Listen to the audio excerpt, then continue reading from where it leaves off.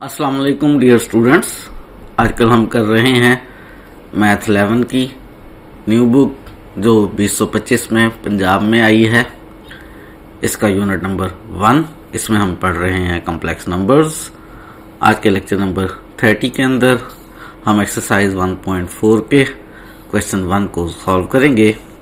इसके अंदर हम क्वेश्चन 1 के फर्स्ट और सेकंड पार्ट को सॉल्व करेंगे और इसके अंदर हम मालूम करेंगे क्यूब रूट्स इन नंबर्स 8 और -8 के। लास्ट लेक्चर में हमने डिफाइन किया था कि किसी कॉम्प्लेक्स नंबर के क्यूब रूट्स किस तरह के नंबर्स होते हैं और क्यूब रूट्स कैसे मालूम करते हैं। उसी का इस्तेमाल करते हुए आज हम इन दो पार्ट्स को सॉल्व करेंगे। आज का लेक्चर बहुत आसान और बहुत शॉर्ट होने वाला है। स्टार्ट करते हैं आज का लेक्चर। हमने एक्सरसाइज 1.4 में क्वेश्चन 1 के अंदर मालूम करने हैं 3 क्यूब रूट्स ऑफ जो नंबर्स हमें बाद में दिए हुए हैं उनके 3 क्यूब रूट्स मालूम करने हैं। हम सीख चुके हैं कि जब क्यूब रूट्स मालूम करते हैं किसी भी कॉम्प्लेक्स नंबर के तो उसके आंसर्स 3 आते हैं। तो 3 ही क्यूब रूट्स हमने मालूम करने हैं। पार्ट 1 में वो नंबर जिसके क्यूब रूट्स मालूम करने हैं वो 8 है। याद करवा देता हूँ कि एक कॉम्प्लेक्स नंबर अल्फा को हम कॉम्प्लेक्स नंबर z का क्यूब रूट कहेंगे अगर अल्फा की पावर 3 लेने पे z आए। अगर कॉम्प्लेक्स नंबर अल्फा की पावर 3 लेकर z आए तो हम अल्फा को z का क्यूब रूट कहेंगे। यहाँ पे हमने इस पार्ट में मालूम करना है क्यूब रूट 8 का।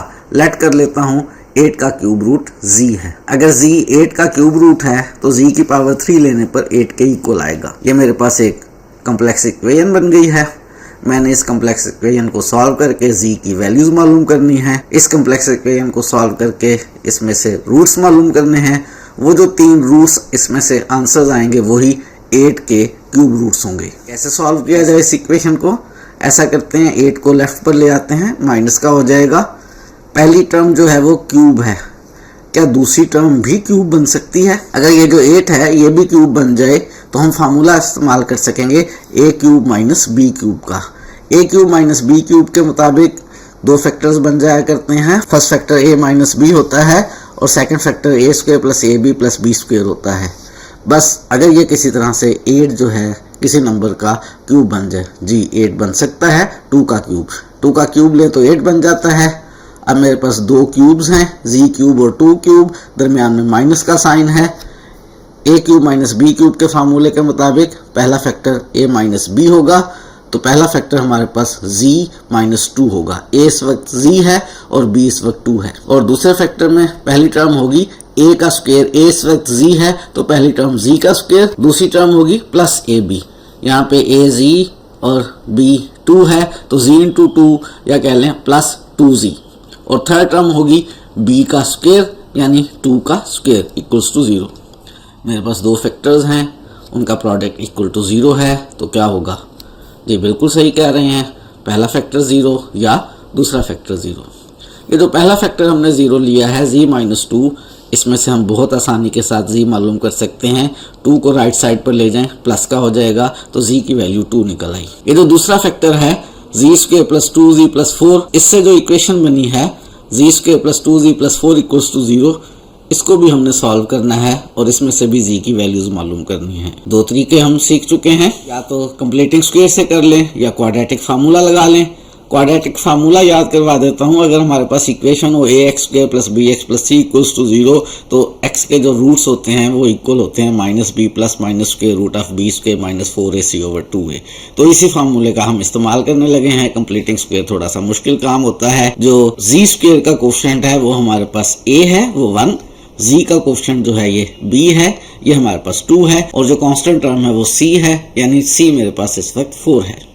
a b c पता चल गए। क्वाड्रेटिक फार्मूले में वैल्यूज पुट करते हैं। z का मेरे पास आंसर आएगा, पहले आएगा माइनस b और b 2 है तो माइनस 2, फिर प्लस माइनस स्क्वायर रूट के नीचे आएगा b का स्क्वायर। b मेरे पास 2 है तो 2 का स्क्वायर माइनस 4ac। a 1 है और c 4 है तो माइनस 4 इंटू 1 इंटू 4 और डिनोमिनेटर में आएगा 2 इंटू a और a मेरे पास 1 है 2 इंटू 1। इसको हमने करना है सिंप्लीफाई। मेरे पास 2 रूट्स आ जाएंगे, यहाँ पे माइनस 2 ही रहेगा मेरे पास। स्क्वायर रूट के नीचे मेरे पास 2 का स्क्वायर 4 हो जाएगा। 4 इंटू 1 इंटू 4 जो है ये मेरे पास माइनस का 16 हो गया। डिनोमिनेटर में 2 1 जा 2 हो गया। 4 माइनस 16 माइनस 12 बन जाएगा और बाकी सारा कुछ एज इट इज आ गया।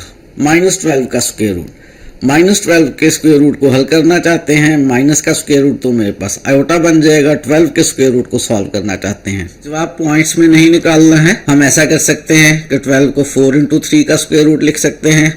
4 का स्क्वायर रूट सॉल्व होकर 2 आ जाता है और 3 का square root as it is. तो ये जो माइनस 12 का स्क्वायर रूट है, इसमें माइनस का स्क्वायर रूट आयोटा में चेंज हो जाएगा।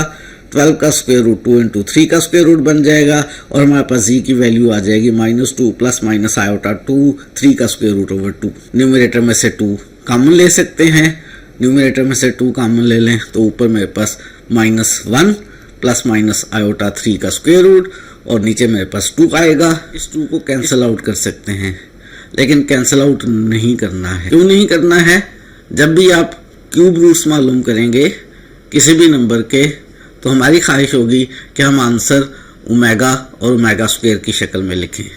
याद कर लेते हैं, जब हमने क्यूब रूट्स ऑफ यूनिटी मालूम किए थे तो ओमेगा हमने कहा था -1 प्लस आयोटा 3 के स्क्वायर रूट ओवर 2 को, और ओमेगा स्क्वायर हमने कहा था -1 माइनस आयोटा 3 का स्क्वायर रूट ओवर 2। यहाँ पे ये जो 2 है इसको नीचे वाले 2 से कैंसिल नहीं करते, बल्कि ऐसा करते हैं, इनको 2 दफा लिख लेते हैं, एक दफा प्लस के साथ और एक दफा माइनस के साथ। तो मेरे पास जी का एक आंसर है 2 into -1 plus iota 3 square root over 2 और दूसरा आंसर है 2 into -1 minus iota 3 square root over 2।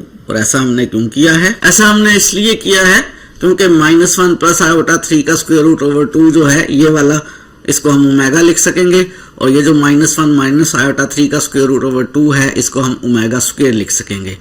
जब भी आप किसी भी कॉम्प्लेक्स नंबर के क्यूब रूट्स मालूम करेंगे तो आपकी कोशिश होगी कि जो आंसर है वो ओमेगा की फॉर्म में लिखा जाए, और ओमेगा स्क्वायर आपको जुबानी याद रखने हैं। तो -1 plus iota 3 square root over 2 की जगह हम ओमेगा लिख लें तो ये 2 इंटू ओमेगा हो जाएगा, और -1 minus iota 3 square root over 2 को अगर हम ओमेगा स्क्वायर लिख लें तो ये मेरे पास 2 ओमेगा स्क्वायर हो जाएगा।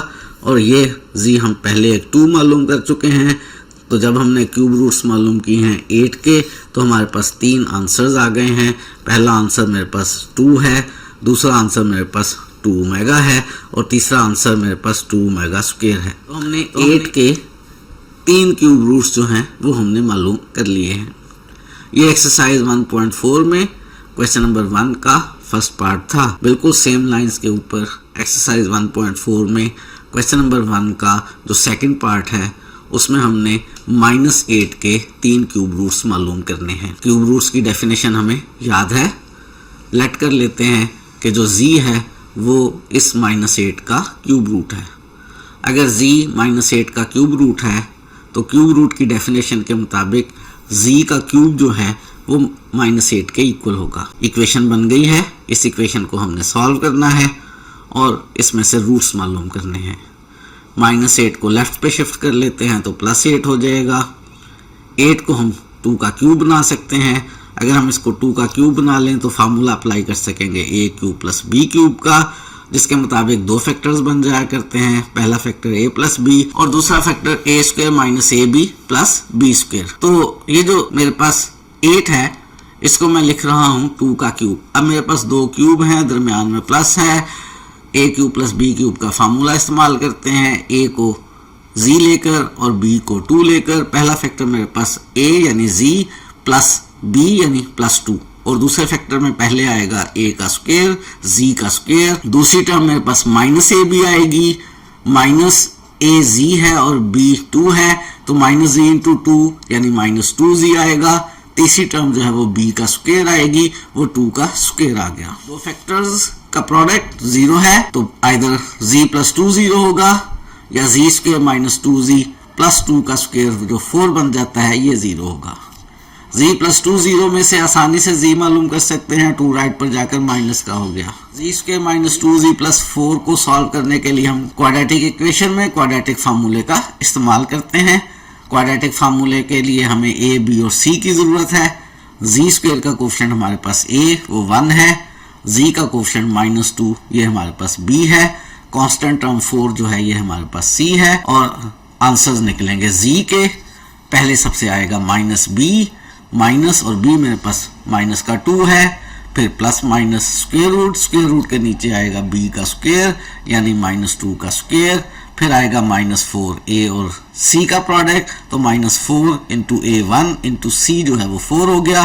डिनोमिनेटर में आएगा 2 इंटू a यानी 2 इंटू 1। इसको करना है हमने सिंप्लीफाई, तो z की वैल्यू यहाँ माइनस माइनस प्लस 2 हो जाएगा, यहाँ प्लस माइनस ही आएगा, -2 का स्क्वायर जो है वो हमारे पास 4 हो जाएगा और ये 4 4 जा 16 हो गया। डिनोमिनेटर में 2 1 जा 2 हो गया। स्क्वायर रूट के नीचे 4 माइनस 16 -12 बन जाएगा, बाकी सारा कुछ एज इट इज आ जाएगा। -12 के स्क्वायर रूट को हल करना चाहेंगे, कैसे हल करेंगे? माइनस का स्क्वायर रूट जो है वो आयोटा में तब्दील हो जाएगा। 12 के स्क्वायर रूट को पॉइंट्स में नहीं लिखना। 12 के स्क्वायर रूट को हम 4 इंटू 3 का स्क्वायर रूट लिखेंगे।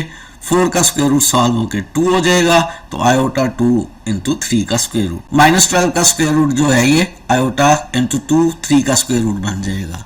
तो मेरे पास z के 2 रूट्स आ जाएंगे, 2 प्लस माइनस आयोटा 2 3 का स्क्वायर रूट ओवर 2। ऐसा करते हैं, न्यूमरेटर में से 2 को कॉमन ले लेते हैं। 2 कॉमन आने के बाद ब्रैकेट के अंदर 1 प्लस माइनस आयोटा 3 का स्क्वायर रूट ओवर 2 बन जाएगा। 2 2 से कैंसिल आउट हो सकता है, लेकिन करना नहीं है क्योंकि हम आंसर में ओमेगा और ओमेगा स्क्वायर लिखना चाहते हैं, इसलिए हम 2 को 2 से कैंसिल नहीं करेंगे। 2 रूट्स लिख लेते हैं, एक दफा प्लस के साथ और एक दफा माइनस के साथ। तो पहला रूट z आ जाएगा मेरे पास 2 इंटू 1 प्लस आयोटा 3 का स्क्वायर रूट ओवर 2 और दूसरा आ जाएगा 2 इंटू 1 माइनस आयोटा 3 का स्क्वायर रूट ओवर 2। और क्या मालूम है हमें मालूम है कि -1 प्लस आयोटा 3 का स्क्वायर रूट ओवर 2 ओमेगा होता है और -1 माइनस आयोटा 3 का square root over 2 omega square होता है। क्या यही है यहाँ पे 1 प्लस आयोटा 3 का स्क्वायर रूट ओवर 2 है और 1 माइनस आयोटा 3 का स्क्वायर रूट ओवर 2 है। दूसरी टर्म प्लस और माइनस दोनों की है ओमेगा और ओमेगा स्क्वायर में। पहली टर्म हमेशा माइनस की है, यहाँ पे मेरे पास पहली टर्म +1 बन रहा है। क्या इसको मैं -1 बना सकता हूँ? ऐसा करते हैं, माइनस से मल्टीप्लाई कर लेते हैं 2 दफा, या ऐसा करते हैं ब्रैकेट में से जबरदस्ती का माइनस कॉमन ले लेते हैं। माइनस कॉमन लेंगे तो बाहर -2 हो जाएगा और ब्रैकेट के अंदर साइन चेंज हो जाएंगे।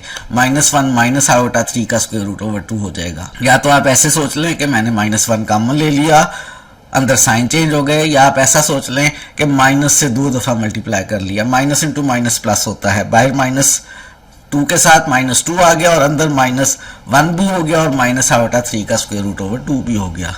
दूसरे रूट में भी इसी तरह से बाहर -2 लगा लें तो अंदर साइन चेंज हो जाएंगे, -1 प्लस आयोटा 3 का स्क्वायर रूट ओवर 2 हो गया। अब ये जो पहला रूट है -1 माइनस आयोटा 3 का स्क्वायर रूट ओवर 2, ये ओमेगा स्क्वायर बन रहा है, तो z का एक आंसर -2 ओमेगा स्क्वायर आ गया। और दूसरी ये जो ब्रैकेट है -1 प्लस आयोटा 3 का स्क्वायर रूट ओवर 2 ये ओमेगा है, तो दूसरा रूट मेरे पास -2 ओमेगा आ गया। मेरे पास 3 रूट्स आ गए हैं। पहले मैंने -2 हल किया था, अब -2 ओमेगा स्क्वायर और -2 ओमेगा। -8 के हमने मालूम किए हैं 3 क्यूब रूट्स। कौन कौन से? पहला रूट मेरे पास -2 आया है, ये वाला, फिर मेरे पास रूट -2 ओमेगा आया है, फिर मेरे पास रूट -2 ओमेगा स्क्वायर आया है। तो 3 क्यूब रूट्स ऑफ -8 हल किए हैं। इससे पहले मैंने 3 क्यूब रूट्स ऑफ 8 हल किए थे। जरा गौर करें एक बात पे, 1 के जब हमने क्यूब रूट्स हल किए थे तो वो 1 ओमेगा और ओमेगा स्क्वायर आए थे। जब मैंने -8 के क्यूब रूट्स हल किए हैं, -8 में मैं 8 को 2 का क्यूब लिख सकता हूं, तो मेरे पास जो रूट्स आए हैं वो -2 ओमेगा और -2 ओमेगा स्क्वायर आए हैं। इसी तरह से अब आप आसानी से गैस करके बताएं कि अगर 27 हो तो उसके रूट्स क्या आएंगे। 27 को हम 3 का क्यूब लिख सकते हैं, इसके जो क्यूब रूट्स आएंगे वो 3 ओमेगा और 3 ओमेगा स्क्वायर आएंगे। हर वो नंबर जो क्यूब बन जाए किसी नंबर का, तो जो यूनिटी के क्यूब रूट्स थे उनके साथ उस नंबर को मल्टीप्लाई कर देंगे जिसका क्यूब बना है, तो उस नंबर के रूट्स आ जाएंगे। 27 3 का क्यूब बन रहा है, 1 ओमेगा और ओमेगा स्क्वायर थे, ये 3 का क्यूब बना है, तो मैंने 3 से मल्टीप्लाई कर लिया इन तीनों रूट्स को। 27 के क्यूब रूट्स 3 ओमेगा और 3 ओमेगा स्क्वायर आ गए। जो -8 है वो -2 का क्यूब बन रहा है, आप इसे ओवरऑल -2 का क्यूब लिख सकते हैं।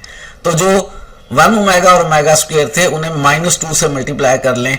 1 को -2 से मल्टीप्लाई करेंगे, -2 ओमेगा को -2 से मल्टीप्लाई करेंगे, -2 ओमेगा, ओमेगा स्क्वायर को -2 से मल्टीप्लाई करेंगे, -2 ओमेगा स्क्वायर।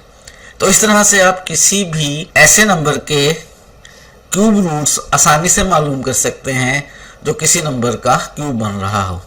ये जो शॉर्टकट तरीका मैंने लास्ट में बताया है, ये आपने सिर्फ MCQs में इस्तेमाल करना है।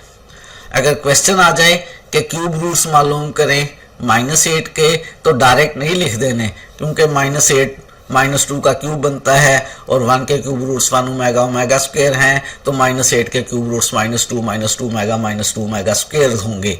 नहीं, ये सिर्फ मल्टीपल चॉइस में करना है। इसी तरह से इस क्वेश्चन के 3 मजीद पार्ट्स हैं, वो करेंगे इंशाल्लाह नेक्स्ट लेक्चर में। आज के लिए इतना ही रखते हैं, मजीद चीज़ें सीखेंगे आने वाले दिनों में।